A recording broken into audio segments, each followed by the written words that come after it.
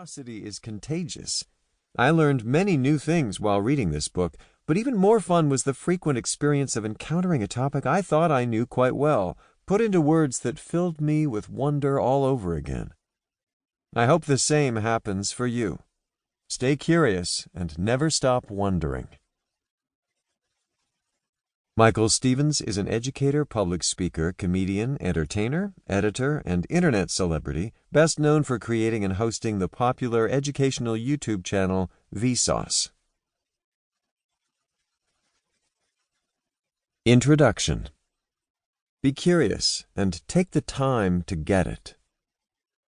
Did you know that wearing shoes to bed increases your chances of waking up with a terrible headache? It's a rhetorical question. I'm pretty sure you aren't aware of this phenomenon.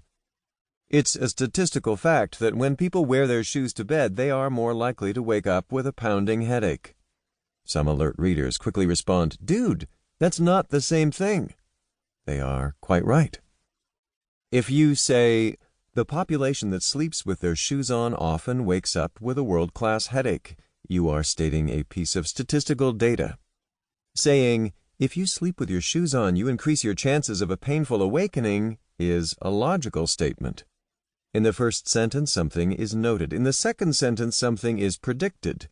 If you confuse statistical data with a logic statement, you are confusing correlation with causality.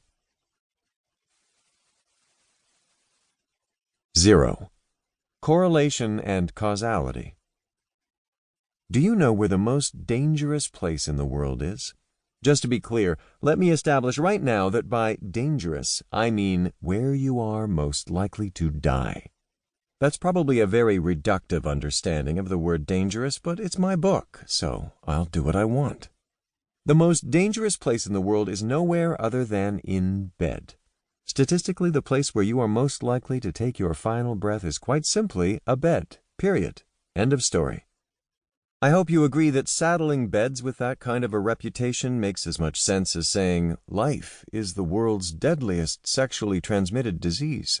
It's playing with words, of course, but that's exactly the point of this chapter. Before I dive right in and give you your money's worth, let's take a few minutes, or maybe a few pages, I have no idea how quickly you read, to properly understand just how easily words can deceive us. To say beds are dangerous is to say the act of getting into a bed puts us in danger. While many people do die in bed, the beds are not the culprits. They aren't the cause of the danger. Why do so many people die in bed? Many sick people and many elderly people spend more time in bed than do young, dynamic, thrill-seeking recent college graduates. As a result, we can say, quite literally, deadly situations are more often encountered by people who are in bed right where the Grim Reaper is lying in wait. There is definitely a correlation between the act of dying and the act of being in a bed. Let's be clear, I am not challenging the principle of causality itself. It rains, the ground gets wet. The cause produces an effect. The rainwater falls to the ground and causes the ground to get wet. It's not very exciting, but it is definitely correct. A cause can even provoke a series of effects. In that case, we talk about a chain reaction. It rains, so the road is wet. The road is wet, so traffic moves slowly. Traffic moves slowly, so I am late for work. Don't blame me. The rain started it. In the same way, a cause can, and often does, lead to several distinct and separate effects.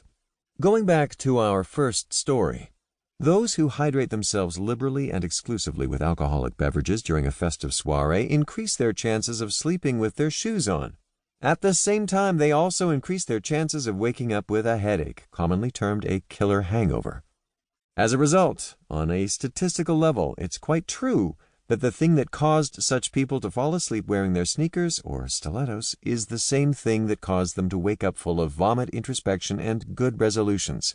Never again, I swear, I will never touch another drop of alcohol again. It is only because the two separate effects share the same cause. So, you see, there is merely a correlation, not causality, between the shoes and the headache. Confusing correlation with causality is such a classic logical error that you can say it in Latin in not just one but two subtly different ways.